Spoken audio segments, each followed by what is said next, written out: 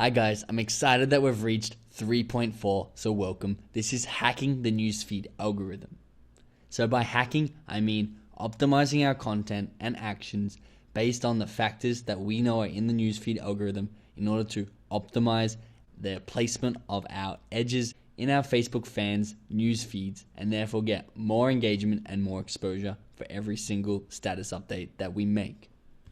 So the following strategies that I've put together are optimized to hack multiple newsfeed algorithm components at the same time. So 3.3, the last segment, was to get an understanding of the newsfeed algorithm components. If you don't have a strong understanding of these components, it'd be great if you could watch that again so you know what I'm referring to when I talk about them in this segment. If you already do have a strong understanding, let's check out our strategies to hack these algorithm components. So here are the components on the left. They should look familiar. Time decay, weight, affinity, last actor, story bumping, and global interactions. Up the top here are our strategies. There's seven of them, which I'm going to go through. So posting at optimal time, optimizing your edge type, encourage your interaction on your post, space your edges, strong edge anchoring, being active, and having great content are all really important strategies to employ to ensure your content gets the most engagement and most exposure possible. Let's break them down one by one. So optimal time, or posting at an optimal time, will optimize for the time decay, the last actor, and the global interaction factors of your update. So to hack the time decay, we want to make sure we post all edges at optimal times. This is generally when most people are actually online, so that your content can be seen by more people before the time decay becomes too strong and people don't see your update because it was posted too long ago and is now competing with all this new and fresh content. It's actually really fascinating how quick time decay affects your status update on average. So this is an average and it'll be unique for every update. So in the first 20 minutes after posting your edge will be seen by 45% of the total amount of people that will see this edge. For example, if you post an edge that 1,000 people will end up seeing, 45% of them on average, or 450, will see this edge within the first 20 minutes. Within the next 20 minutes, so a total of 40 minutes, another 30% will see it, and almost another 15 within the next 20 minutes after that. Therefore, 1 hour after posting your edge, more than 90% of people on average will have seen it, and only 10% of people are left to see it. I hope that makes sense. So that posting at the optimal time, therefore, is very important, and eventually you'll find the exact optimal times to post for your page using insights, because every page will be different. But because our Facebook page is new and we don't have insights that will help us yet, let's have a look at the general guidelines for posting. The general best times are as follows: 7 a.m. when your fans are waking up, 1 p.m. when your fans are generally on lunch break and checking into Facebook, 5 p.m. which will be coming home from work or getting out of work, logging off their computers, and 9 p.m. winding down at the end of the day, going to bed, or just relaxing. Also, there is a lot of conflicting data based on what day is best to post on. I'm going to be suggesting you post every day, but the most important updates I would post generally towards the end of the week. This is when I personally, and a lot of other research points to getting more engagement and attention. Here's an interesting strategy to consider as well. It's very important to consider edge competition, because the more pages that post at the same time means the more competition there is for visibility of your edge. As you can remember, there are up to 1,500 or more stories available to be seen in everyone's newsfeed at once. At a peak time, this number will increase, and off peak, obviously this number will decrease. Therefore, if you are posting at optimal times, you have more competition to compete for the top 40 spots. So try experimenting by posting your ads just before peak time. This is when I find it the most beneficial. So what this does is it allows time to build momentum for your status and have a high global interaction before peak time and peak competition occurs. Here's a graph. Here's the peak time here at 9 a.m. I normally log in about, this hour is probably too early, about 8:15, maybe 8:30, and post in here as the competition is getting higher. Sneak in there, get your global interactions and your momentum up so that when 9 a.m. or 9:30 occurs, you have very strong score and will appear most likely in the top 40 edges on a significant amount of your fans' news feeds. So you also want to make sure you're optimizing your edge type in order to take advantage of the time decay, the weight, and the affinity factors. So each type of content has a different purpose, and they even have a different visibility ranking based on each individual user, as we went through in 3.3. So just to refresh, a status with a link is on the left and a text status is on the right. Let's have a look at some data and some stats to help optimize your content. So a status versus status with a link is displayed below. It was found that a status with a link receives 153% more likes, 204% more comments, and 184% more shares. So if you put a link with your status, you're going to get more interaction on average. Another thing to consider with status updates is the shorter the text, generally the higher interaction. As you can see here, a 250 character update gets 160% of the interaction of a 400 character update. This data is comparing a status versus a photo versus an album. So status is the baseline.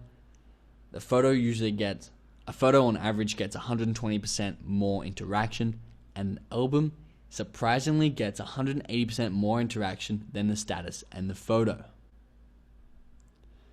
However, don't take these stats on face value and ensure that you're posting a variety of content to cater for individual weights of all of your fans and also the device preferences and the content that they're more likely to show. Encourage interaction is a really important strategy to employ, and I do it all the time, and it is very, very beneficial for increasing my exposure and increasing the engagement on every post. It'll optimize for your affinity, your last actor, your story bumping, and your global interactions. So using call to actions, questions, and engaging content to stimulate conversation and interaction on your edge updates will ultimately get you more views. I'm actually going to focus the entire next segment on how to have the most engaging updates possible, including covering all of these things highlighted in orange. So I'm not going to go too deep into it now, but just realize that more interaction equals more views. And again, more views will equal more interaction, and in return, that'll give you more views. It is the cycle between views and interaction. So using edge spacing is very beneficial in optimizing your affinity and your last actor factors. That rhymes. By logically spacing your updates, it is easier to capitalize on last actor, as you remember the last 50 actions that a user has made, and further increase your affinity score with each individual fan. So although the average Facebook user makes less than 50 actions every day, if you can space your edges 5 hours apart, the last actor scores will be even stronger than if they were 24 hours apart, because they would be ranked higher up in the last actor rankings. So another way to use this knowledge is fans obviously aren't making actions while they sleep, so it's actually really easy to rank high on last actor scores when you post in the morning if you've had interaction from this user the previous night. Strong edge anchoring is almost a continuation of this strategy. It'll also optimize for affinity, last actor, and your global interactions. Edge anchoring is based around the idea that if somebody interacts once on your update, their affinity score with your page is strongly increased. Therefore, the more likely they are to see your next edge update because they've interacted on your last. If you build enough anchors, which is an interaction with each status, you're going to create a strong relationship and always be seen with this individual user for every update that you post. Another way to use this is to capitalize on strong edges or updates. If you create a strong edge or a status with high interaction that goes relatively viral, either within your fan base or even further than that, extending your reach, always draft of this for higher visibility on your next post. So say you got 500 likes on a status, which is twice what you normally get. You then have very strong affinity and very strong last actor scores for these 500 people. Therefore, if you post another status really close to this first status, those 500 people are almost 100% likely to see this. Being active on your status is huge. It's going to optimize story bumping and global interactions. Let me show you how. So being active on your own status creates activity. It encourages more interaction and more activity on your status, which obviously counts as global interaction and will boost your visibility and engagement of your status. So therefore, you should always like your own status.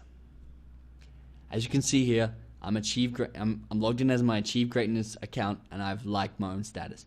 Why? Because it counts towards your global interactions. As you can remember, Facebook testing your status out with sample sizes. Your like and your comments will count towards this initial sample size and therefore be more likely to be seen by more people. You should also like appropriate comments on your status. So somebody here has posted a quote on my status, Andy Bramwell that is, and I've liked that because it increases the engagement and the activity on my status, which increases my global interactions, and therefore my status is shown to more people because Facebook see it more valuable because they have seen high interaction on the status. Another way to improve this is to reply and ask questions to stimulate even more conversation on that same status. So I've replied to Andy Bramwell and I said, "This is great, where is it from?" Andy then, as you can see underneath this reply, goes on to answer the question, again increasing interaction and engagement and popularity of my status, giving it a higher value in Facebook's eyes. And finally, the best strategy of all is great content. Content is absolutely king when it comes to hacking the newsfeed algorithm. It's going to optimize for your weight, your affinity, your last actor, your story bumping, and your global interactions.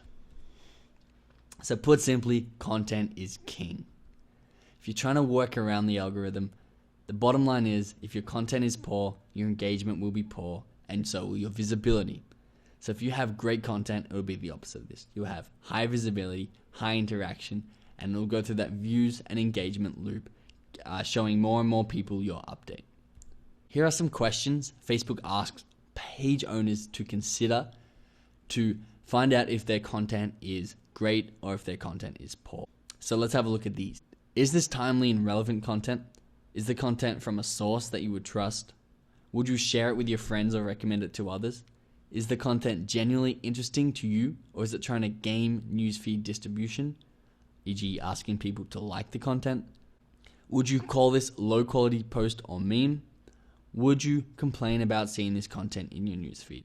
If you answer these questions, you'll find out how good your content is and how much Facebook value your content.